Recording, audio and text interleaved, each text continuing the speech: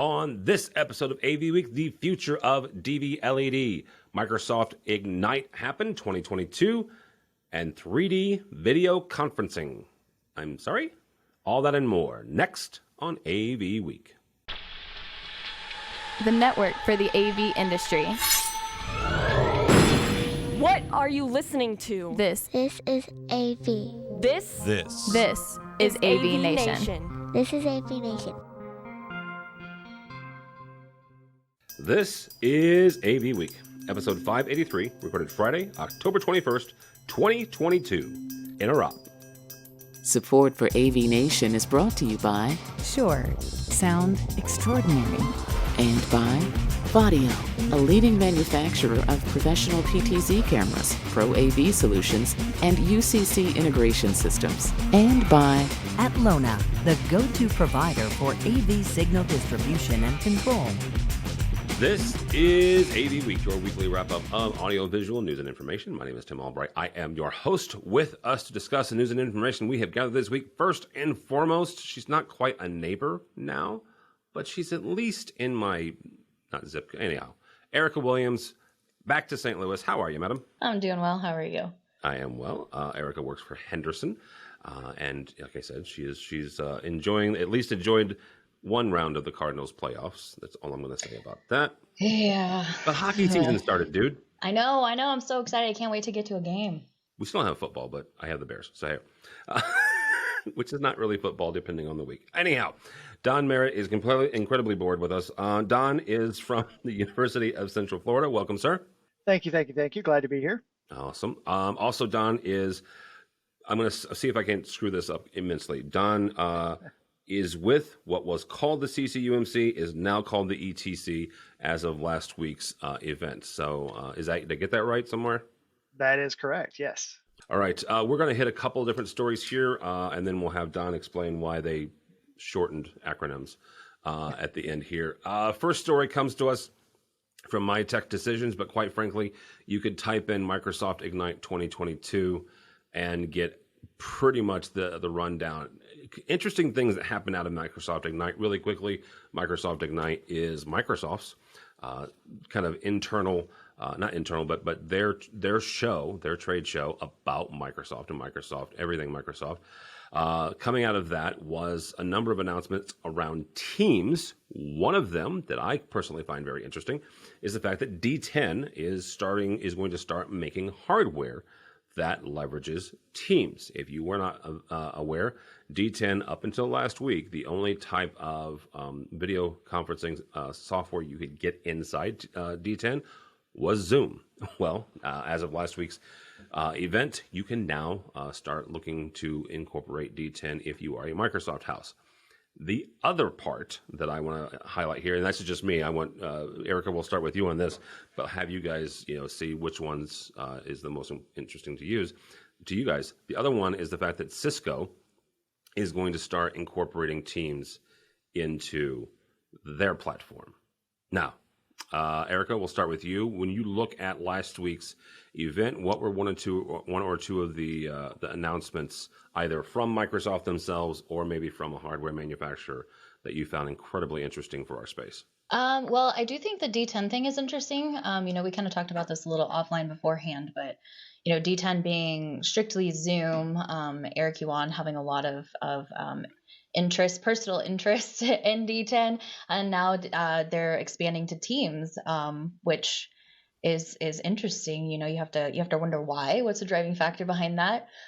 First thing that comes to mind for me personally is Teams and Zoom have really kind of souped up their interoperability, especially over the last year and a half or so. So in my mind, it makes sense that D10 would kind of get introduced to that. And then you bring in the Cisco aspect of it, of Cisco and Teams are going to start playing together. Well, if you take a look at what's happening, if you want to set up a WebEx room or anything like that, Cisco makes their own hardware. You can't get a dedicated Cisco WebEx room unless you purchase it through Cisco. So D10, I guess at the end of the day, is probably making a smart decision to get Teams on board to kind of leverage that area, so they don't lose their footing and their momentum in that space. All right, Don, same kind of question here. What were one or two things that struck you from Microsoft Ignite? Yeah, it's the interoperability part. Dealing with higher ed, we see more and more people, different institutions have standardized on different things, but people kind of want the same experience no matter where they go. So, from my point of view, it's some of these collaboration companies realizing that someone's going to win, but they could all win if they could at least work together. And I think some of the manufacturers are starting to see that too. We're all going to be constrained by a budget somewhere or a particular format that the institution is already standardized on. Interoperability is the way to continue to be viable across the board. Otherwise, they're just going to end up in pockets here and there. And the more pockets you run into, the wider it gets distributed and the less successful everyone's going to be. So to keep from getting shut out of any particular vertical, I think this interoperability is a smart idea for everybody. Let me ask both of you this, and then either one can jump in here. When I looked at the Cisco one, my first initial reaction was, "Oh, thank God, WebEx is going away."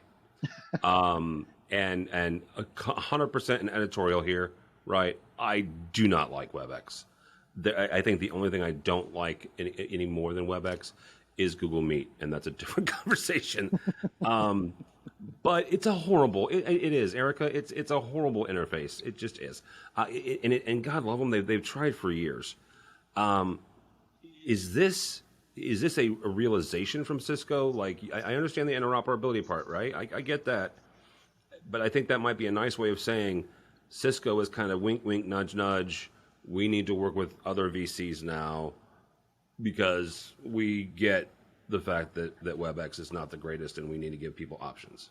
Yeah, I think that's pretty fair. I mean, if you look at the history of Cisco, it's they've pretty much always kind of pigeonholed themselves. It's like you're a Cisco shop or you're nothing else. We don't play well with all these other things, and that expands just beyond UC. That's into network and everything else. They're very Cisco is Cisco. That's what it is, and they're going to start to realize pretty soon that if they're not willing to play nice in the sandbox, then they're going to get kicked out of the sandbox.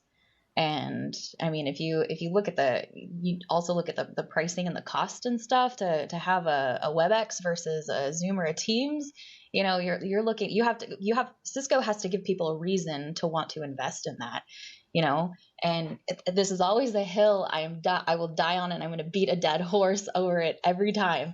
Is the one credit that I will give Cisco is that they do have a VDI compatible platform for WebEx and stuff like that, which if you look at Microsoft Teams, they still have just their base awful WebRTC solution. But if you look at the WebEx, if you look at the Zoom, and you look at everything else, they're expanding, and I will give Cisco credit for that, but it's about time that they start playing nice with others for sure.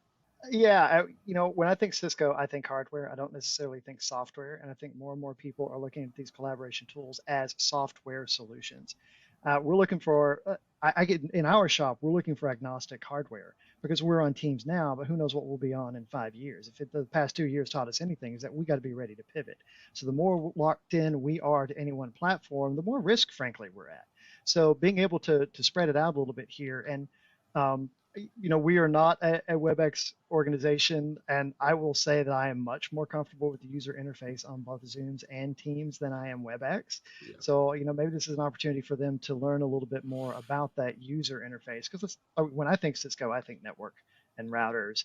All right, going back to the Cisco Tandberg acquisition, you've got some things there, but even then, it's more a hardware interface. I think this is a good move for them, and I think it does give them more opportunities in the longer run too. Well, and kind of like back to the D10 thing, Don, you made a good comment there about you're wanting agnostic hardware. That's the perspective that D10 is taking as well, is that, okay, we can support Zoom, but what about, if we're putting all these D10s into somebody's office, what happens when they switch to Teams or they switch to something else? They're gonna throw all of our stuff out, and they're not gonna be able to, we're not gonna be able to sell them anything else. We're not gonna be able to get money from them when they have to upgrade. So that was a really good point for sure on that D10 comment. Yeah, absolutely. Yeah, it'll be very interesting because this report is at least 3 years old, and I apologize I keep using it, but I've not found a better one since then. But an organization did a research into how many different VC platforms that were available, and at the time, this was 2019, there was 250-ish different platforms. Now, certainly some of them have fallen off the face of the earth during COVID. Some of them have still, they still are viable. I actually had a meeting with Blue Jeans, which I hadn't heard, from them in a minute. Yeah. During Enterprise Connect, and they're doing some interesting things, and they're doing some different differentiating themselves in the marketplace, and so are the other 200 some odd ones. But we do have to kind of admit the fact that you've got the big two, which is Teams and Zoom, and as Erica said, they're starting to understand that they need to work together as well on the software side. So yeah, it'd be interesting. Well, and the exciting thing for me is that collaboration is no longer a niche. Everyone is collaborating now. 3 years ago, pre-pandemic, I would build a few rooms here and there across the institution. Now everyone's doing it on their phone. And I think that we have not seen the final fallout of this kind of radical change in the way people think about these things and the way that these technologies are being used. So, going back again, I think the more versatility you can have as a software or hardware platform, the longer you're going to last in this business, because we've not seen the end of the evolution yet. There is still more coming. I'm convinced of that. Yeah, absolutely. Well, actually, that's a very good jumping off point, because the next piece of evolution that somebody wants to bring in, and I do mean somebody because it sure as heck isn't me, Google is testing 3D video conferencing in customer offices. From the article from our friends at AV Magazine, Starline prototypes are being installed at Salesforce, WeWork, T-Mobile, and Hackensack Meridian Health offices as part of an early access program, with each company getting 2 units to test. I am simply going to start this conversation. Don, I will start with you. Where do we see this being used? That's a great question. And I think that's part of the point, is that this is a technology in search of a solution. I think, what this reminds me of is going back to the Polycoms and Tambergs at the time, who were building those video conference rooms where, you were sitting at the table and someone else on the other end. I can't remember what the product was called, but it's like you were all in the same room together, multiple screens, multiple cameras, all this sort of thing. Great idea, interesting concept, a lot of research potential as someone coming from a higher ed institution. Practical? Absolutely not. And even when you did find it, the use case was so limited, it made it really, really hard to set aside valuable resources, square footage, but people resources, money resources to support that sort of thing. I get the idea that everyone wants a holodeck. This comes back to that kind of experience. And I think this is more probably a proof of concept for a future product, but on the Gartner scale, we're still peak of high expectations here. We're moving into trough of disillusionment here real soon. That's my concern. I mean, I'm kind of on the same, I'm pretty much on the same page. I mean, I will admit that going with a holographic person is about 1,000,000 times better than going with one of those avatars or whatever that you might see like in the metaverse. Like I'll give them credit for that. But at the same time, I cannot wrap my head around what the use case could possibly be. I imagine myself, I work remotely, I work from home, and I imagine myself having to sit in this virtual meeting with a holographic person from HR or something. And it's like a really serious meeting. And you're just like, I feel like people are trying so hard to recreate in-person experiences.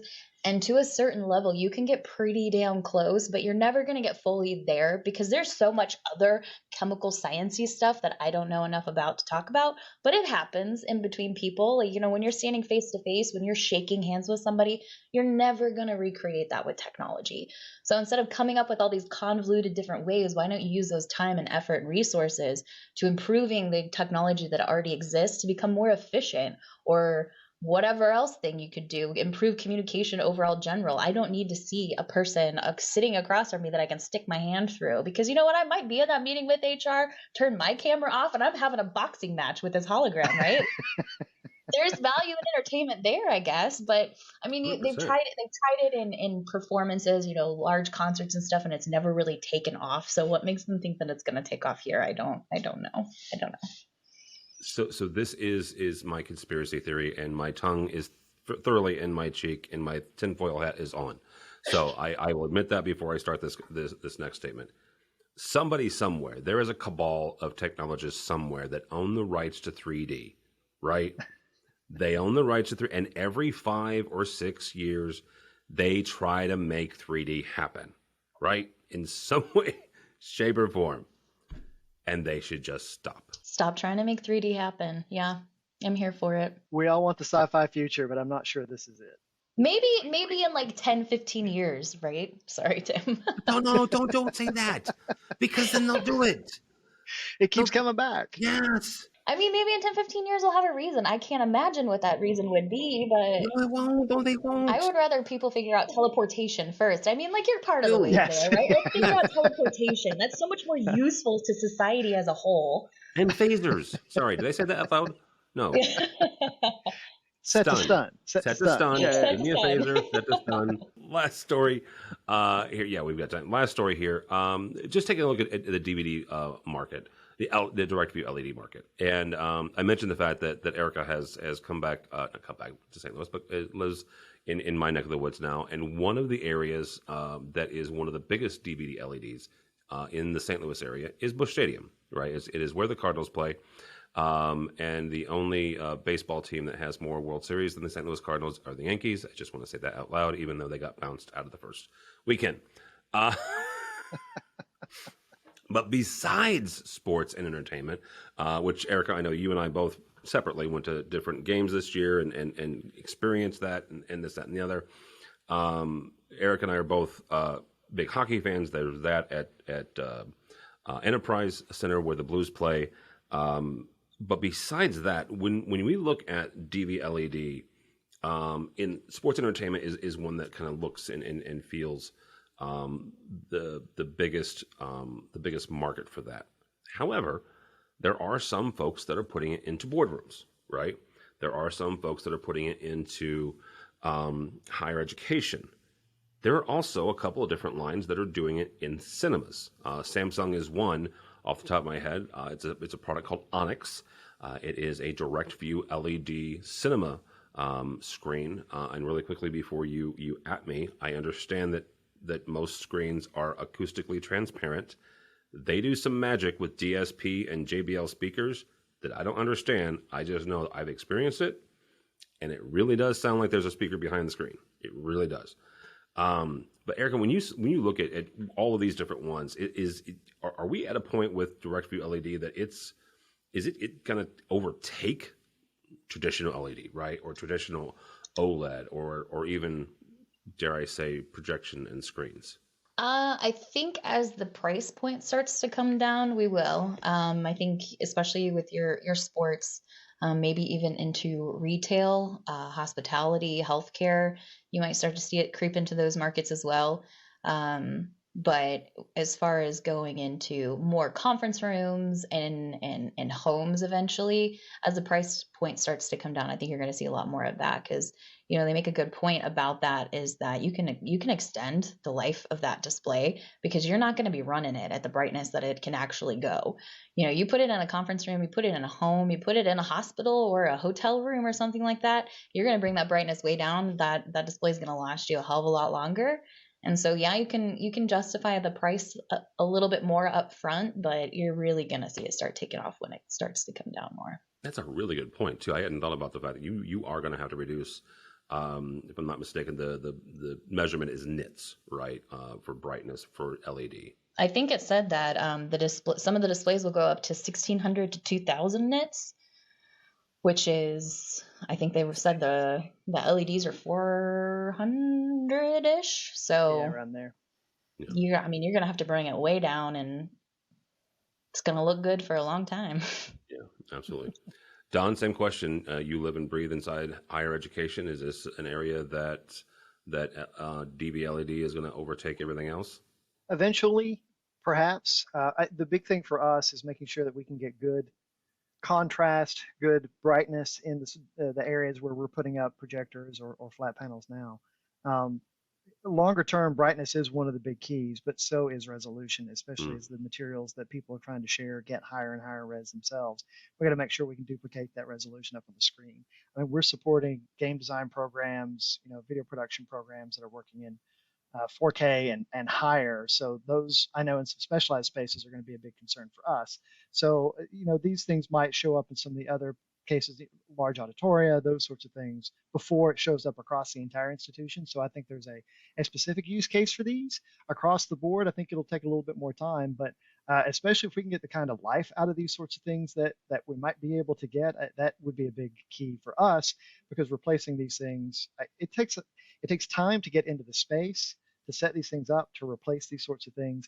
And time is almost the most valuable thing we have around here. We've got to do our work, between semesters or during breaks or that sort of thing. So the longer I can keep things up and living and usable, the happier I and the people who use this equipment is going to be. So that's a big one for me. Yeah, there was a space, again, 100 years ago when I was a tech manager. There were 2 lecture halls right next to each other, and they were booked from 7 o'clock in the morning until 10 o'clock at night, Monday through Friday. Right. Yep. So if anything went wrong in those spaces, you were working not even nights, right? You were working overnights, or you were in on the weekend, and making those things happen. So. Well, and depending on the size of the institution, you may only have 2 or 3 of those kinds of rooms. So even during breaks, they're booked solid. So you've really got to plan out the kind of upgrade cycle you've got on those sorts of things. So again, product life, that's one of the big things for us. If it's only going to last 2 or 3 years, I don't have time for that. I need something that's going to last me a long time. The more I can stretch out of the useful life of the product, the happier I am. Yeah, absolutely.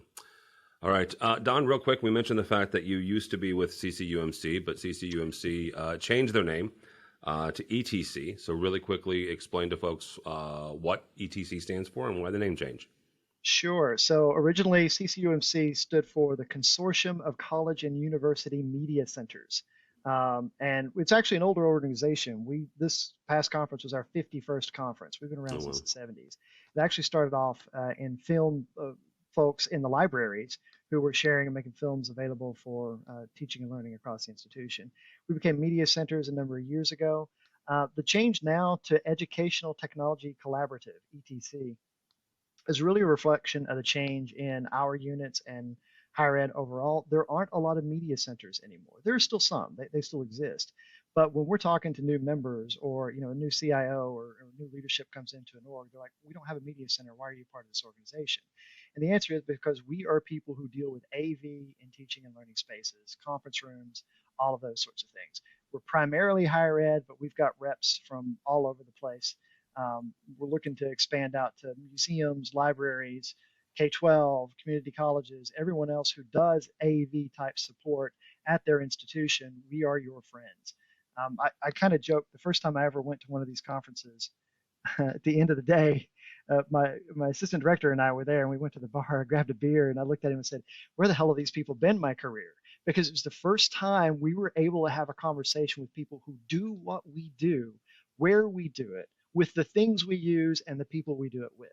You can get some of those kinds of conversations at Infocom and at EDUCAUSE and at some others, but this was focused on us. And it was, for me, it's been a great thing for me professionally, because we've been able to build networks, we've been able to do problem solving, mentoring, all of those sorts of things. And we're really excited about the name change to try to bring more people into those kinds of conversations, because the more people at the table, the better the solutions we can come up with, and the more we can help support each other too. So I'm really excited about it. And I got to be host to the conference this year, and I'm also president of the organization. So it's been a wild ride, and I'm really proud of the work everyone has done to put into this. Yeah, everybody I talked to, I was in New Jersey earlier this week and got to hang out with my buddy Chris Netto, who was at your conference last week, along with I don't know that Joe Way has ever met a conference he doesn't like, so he was certainly there. My buddy Ron from Epiphan was there. I mean, there was a lot of people that were hanging out. So yeah, absolutely. And Joe is hosting at USC next year, so very nice. On that, that's going to be a wild ride. So when is that exactly? That's going to be September 20th to the 23rd. September in Southern California. That does not sound like a horrible idea. Right? Fantastic. How do I get into higher ed again? I was going to say, does Henderson have an office in Southern California? Yeah, we have an LA office. Mm-hmm. Well, there you go. See, you could go visit that and go to USC. And absolutely. We're open to everybody. Yeah. I will say a little bit back to the previous story, DBLED, Joe and the folks at USC in their center have rolled out this semester it is a gaming lab / gaming center for esports. And they have a DV LED wall as part of that. So, yeah, that the esports is certainly another area for that. So, all right. Yeah. Thank you guys so much, Erica. Very nice to have you on the right side of Missouri. So, how do people connect with you or Henderson? Definitely check us out at hendersonengineers.com. We got a lot of great projects going on and some openings if you're looking for your next career hop. You can find me on LinkedIn as Erica Williams, job title audiovisual consultant. There are a lot of Erica Williams, so that should help you. And if you are up for horror movies and political stuff, I'm on Twitter at HaircutFW. All right, very good. Don, thank you so much, sir. How do people connect with you, with ETC, or with the University of Central Florida? Sure. So we're still making the transition to the new name, so you can still find ETC at ccumc.org. Hope that we'll be making the transition over the next few months there. You can find me mostly on LinkedIn at Don Merritt, and look under University of Central Florida, and I am there. All right, very good. Thank you both so much. For me, for Tim Albright, do not follow me on the Twitters, unlike Erica. I do like horror movies, but most of mine involve the Bears, which could also double as a horror story. It depends on who you root for. Go by the website if you would, please, avnation.tv. That's avnation.tv. You'll find this program and a host of others, brand spanking new. State of Control happened this past week and upcoming. We also have a new host for EdTech, the wonderful and talented Erin Mary Moran. So check that out as well. All that and more at avnation.tv. That's avnation.tv. Thanks so much for listening. Thank you so much for watching. That's all the time we have for AV Week.